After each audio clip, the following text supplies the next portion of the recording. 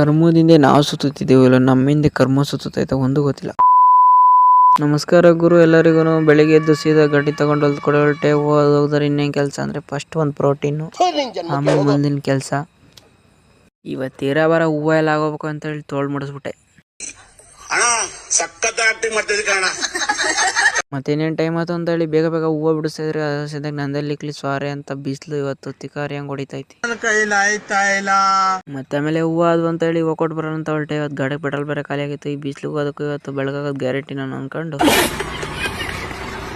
ಹೂವು ಎಲ್ಲ ಕೊಟ್ಟು ಬಂದು ನಮ್ಮ ತಂಗಿಗೆ ಒಂದು ಸ್ವಲ್ಪ ರೋದನೆ ಕೊಡೋಣ ಅಂತ ಬಂದೆ. ಏನು ಸರ್, ನಾನು ಮುದ್ದೆ ಮಾಡ್ಲಾ? ಮುದ್ದೆ ವೆಂಕಟೇಶ, ಓಂ ನಮೋ ವೆಂಕಟೇಶ.